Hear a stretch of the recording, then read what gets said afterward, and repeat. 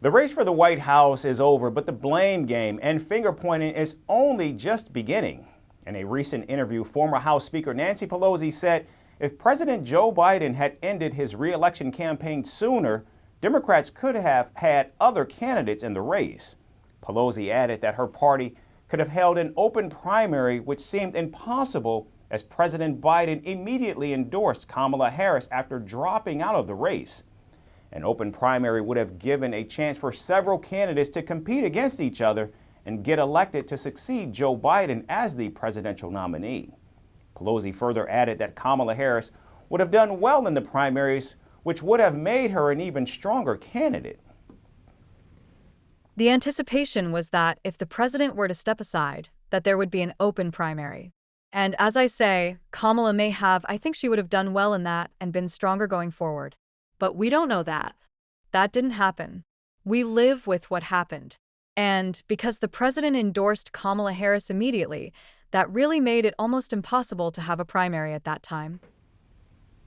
Reports say Pelosi, in fact, is the one who led the Democratic push to oust Joe Biden from the election race after his disastrous debate performance against Donald Trump.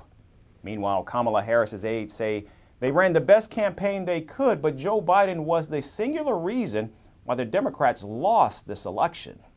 The vice president's former communications director, Jamal Simmons, says the commander-in-chief should resign in the next 30 days to make Kamala Harris the first woman president. Meanwhile, independent Senator Bernie Sanders, who ran for president as a Democrat both in 2016 and in 2020, has blamed the party for abandoning the American working class.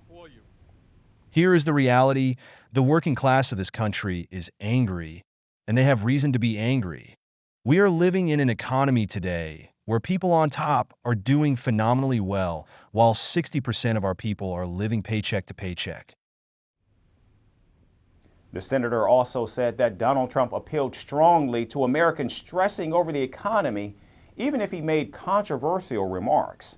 With the loss of a crucial election, the infighting among Democrats seems to get bitter with each passing day as they continue to blame President Biden and reflect on what went wrong with the vice president's election bid.